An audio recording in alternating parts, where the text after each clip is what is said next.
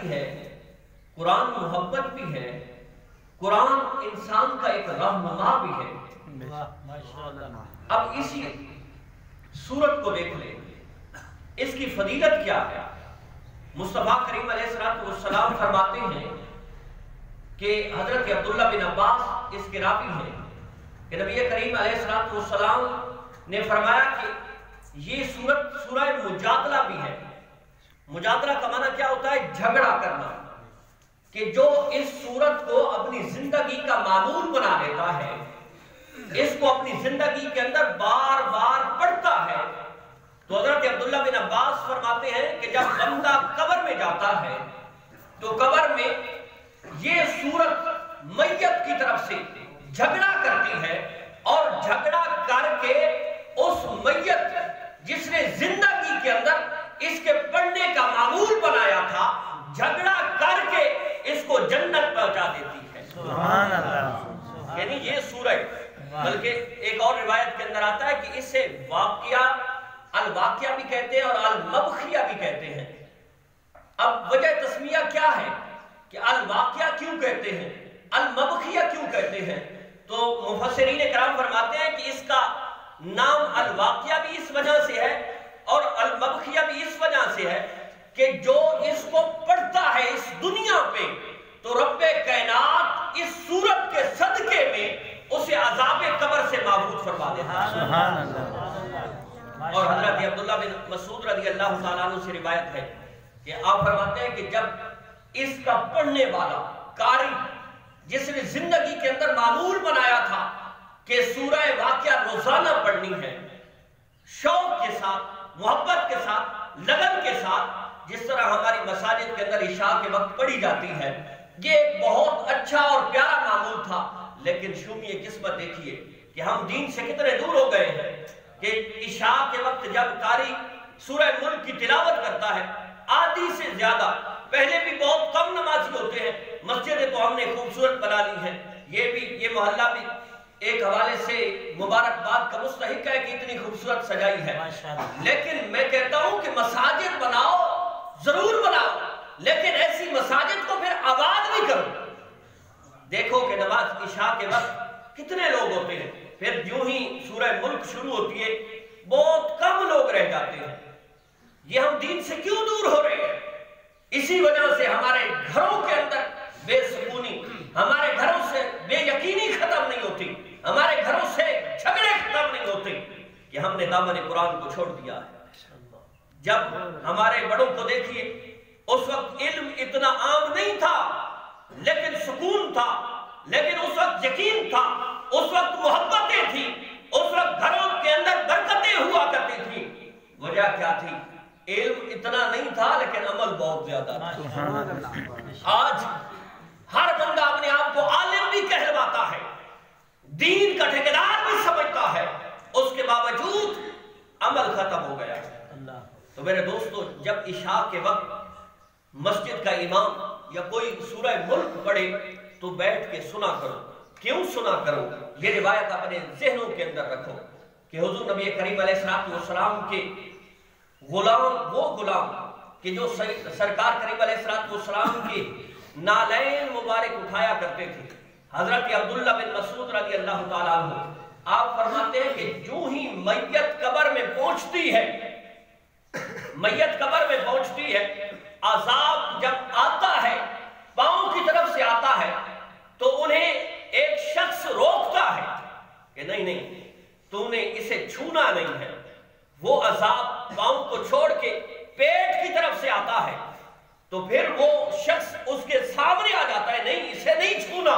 پھر وہ چہرے کی طرف سے آتا ہے، تو پھر وہ شخص روک دیتا ہے، حتیٰ کہ ہر جانب سے وہ عذاب آنا چاہتا ہے لیکن وہ شخص روک دیتا ہے۔ اب میت کہتی ہے کہ تو کون ہے کہ جہاں باپ چھوڑ گیا، ماں چھوڑ گئی، اولاد چھوڑ گئی، عزیز و اقارب چھوڑ گئے، سارے دوست احباب چھوڑ گئے، ہر محبت کرنے والا چھوڑ گیا، لیکن تو ہے کہ آج بچا رہا ہے، مجھے عذاب قبر سے محفوظ کر رہا ہے، تو کون ہے؟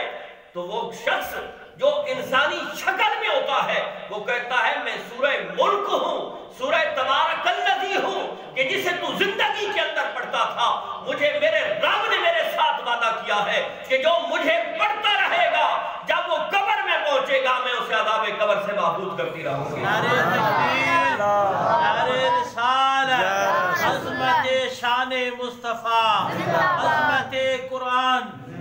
لیکن ہم نے دامن قرآن کو چھوڑ دیا ہے.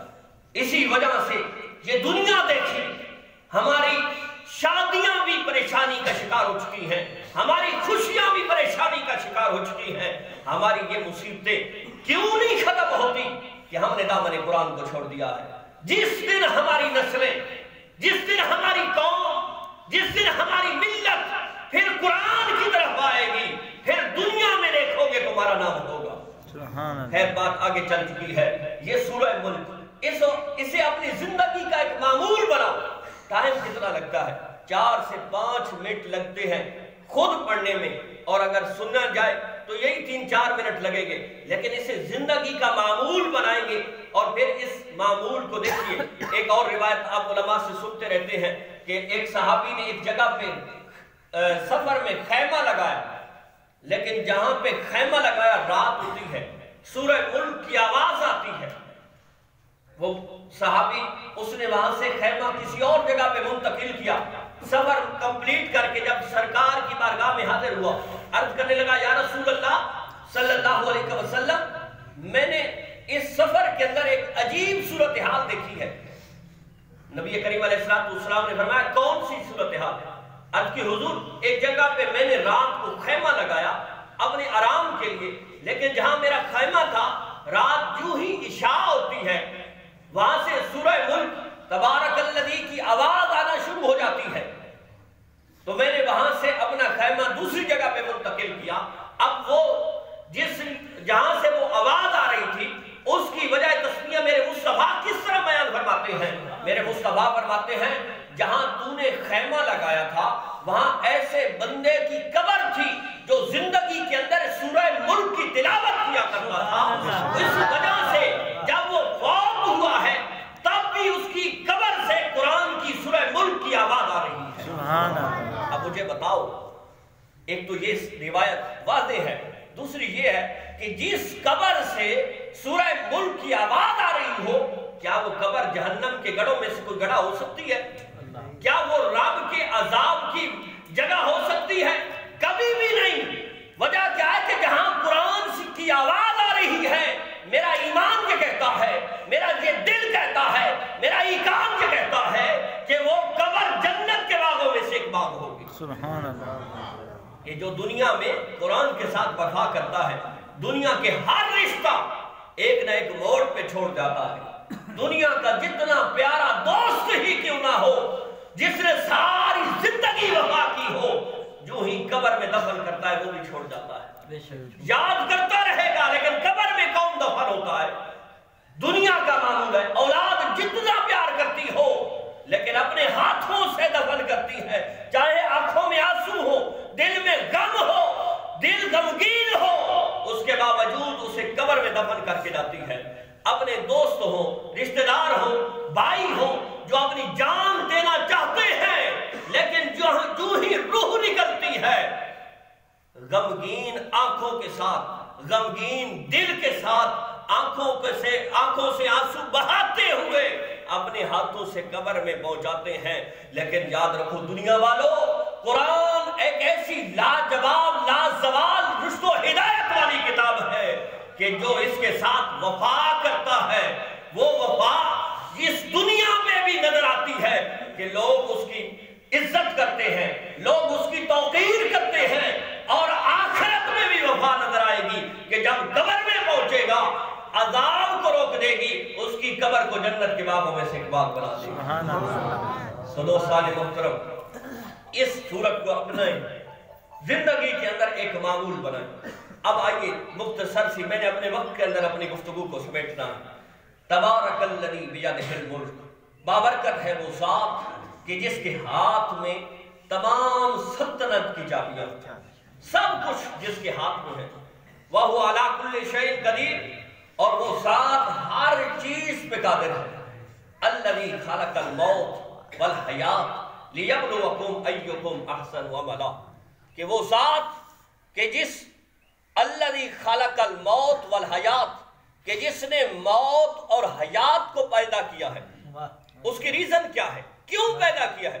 لیبلوکم ایکم احسن عملا، کہ تاکہ آزمائش کرے کہ تم میں سے کون اچھے عمل کرتا ہے۔ توجہ میری طرف بھائی، یہ موبائل فون ذرا بند کر دیں، 10 منٹ میرے خیال میں 4-5 منٹ صرف باقی ہیں۔ لیبلوکم ایکم احسن عملا، اب 2 چیزیں بیان فرمائی ہیں۔ فرمایا الذی خلق الموت، وہ ذات کہ جس نے موت کو پیدا کیا، والحیات، اور زندگی کو پیدا کیا۔ کیوں پیدا کیا؟ آگے اس کا جواب خود دیا کہ اے کائنات والو، ایک موت ہے، ایک حیات ہے۔ اب حیات کس چیز کو کہتے ہیں؟ حیات اس دنیا پہ انسان آیا، اس کی نشو و نما ہوتی ہے، بڑھوتری ہوتی ہے، وہ بڑا ہوتا ہے، اس کے اندر روح ہوتی ہے۔ اور موت کس کو کہتے ہیں؟ انسان، حیوان، نباتات، اس سے نشو و نما کی قوت کا زائل ہو جانا۔ توجہ کیجئے جملوں پہ، انسان، حیوان اور نباتات سے نشو و نما، بڑھوتری کی قوت کا زائل ہو جانا، اسے موت کہتے ہیں۔ کہ جو ہی انسان ہڈا کٹا ہو، خوبصورت ہو، سب کچھ ہو، اس کے باوجود اگر اس کے اندر سے روح ختم ہو گئی، بس وہ چلا گیا۔ اب یہ زندگی کیوں ہے اور موت کیوں ہے؟ زندگی ہے ابتلا کے لیے، آزمائش کے لیے، اور موت کیوں ہے؟ موت ہے جزا اور سزا کے لیے۔ موت سزا اور جزا کے لیے۔ اب انسانی عقل اگر یہ دین کے تابع ہو جائے تو یہ رب کی بہت بڑی نعمت ہے، اور اگر یہ دین کے مخالف ہو جائے تو یہ بہت بڑی خباثت ہے۔ اب عقل کہتی ہے کہ جناب ہمارا نظریہ، ہمارا عقیدہ، ہمارا یہ یقین ہے کہ رب کو ازل سے لے کر ابد تک ہر شے کا علم ہے، پھر یہ کیوں انسان کو آزمائش کے اندر، امتحان کے اندر، تجربے کے اندر کیوں مبتلا کیا؟ لیبلوکم ایکم احسن عملا، کہ رب تعالیٰ نے یہ جملے کیوں ارشاد فرمائے ہیں کہ تاکہ تمہیں آزمائے تم میں سے کون بہتر عمل کرتا ہے۔ ہمارا تو نظریہ ہے رب تعالیٰ ازل سے لے کر ابد تک عالم ہے، یعنی سب کچھ جانتا ہے، اس کو معلوم ہے کہ میں نے اس دنیا پہ کس کو بھیجنا ہے، کب بھیجنا ہے، کس وقت بھیجنا ہے، کہاں پہ بھیجنا ہے، اور وہ کیا کرے گا، کب کرے گا، کس وقت کرے گا، یہ تو رب کے علم میں ہے۔ اب یہ جملہ انسانی عقل جس کے اندر خباثت بڑھ گئی ہے، وہ کہتی ہے یہ محمل ہے، اس کو نہیں ہونا چاہیے۔ اب اس کا جواب بھی سنتے جائیے کہ رب تعالیٰ نے جب اس دنیا پہ کائنات کو بھیجا، کائنات کے اندر لوگوں کو بھیجا، پھر لوگوں کے اندر یہ نیکی اور برائی کا ایک سزا اور جزا کا معاملہ رکھا، نیکی اور بدی کا ایک معاملہ رکھا، اور فرمایا میں تاکہ اگر علمی اصطلاح میں دیکھیں تو اس کا معنی یہ ہوگا کہ تاکہ لوگوں پہ ظاہر کر دے۔ اور دوسری وجہ یہ ہے کہ کل اگر یہ بات نہ ہوتی تو کل جب انعام، نیکوں کو انعام ملتا اور برائی کرنے والوں کو سزا ملتی، تو لوگ تو کہہ سکتے تھے کہ مالک تو نے بھیجا ضرور تھا لیکن تو نے ہمیں نہیں بتایا تھا کہ تم نیکیاں کرو گے تو کیا ملے گا، برائی کرو گے تو کیا ملے گا۔ رب تعالیٰ نے اس دن کے لیے لوگوں پہ حجت قائم کر دی ہے، فرمایا اس لیے تمہیں بھیجا ہے کہ تم میں سے اس حیات کے اندر، اس زندگی کے اندر آزمائش آئے گی، ابتلا ہوگی، تم اس آزمائش کے اندر، اس ابتلا کے اندر کتنے ثابت قدم رہتے ہو، کتنا رب تعالیٰ کو یاد کرتے ہو، اور پھر جو اس آزمائش کے اندر، ابتلا کے اندر اللہ رب العزت کے احکامات کو سر انجام دیتا ہے، رب تعالیٰ کے حکموں کو بجا لاتا ہے، رب کائنات موت کے بعد ان کو جزا سے نواز دیتا ہے۔ تو عزیزان محترم، یہ ایک طویل گفتگو ہے۔ اللہ رب العزت مرحومہ کو جنت الفردوس میں اعلیٰ مقام عطا فرمائے، اور جتنے حضرات تشریف لائے ہیں مولا پاک ان سب کے لواحقین جو بھی اس دنیا سے چلے گئے ہیں ایمان کے ساتھ، مولا پاک تمام کو جنت الفردوس میں اعلیٰ مقام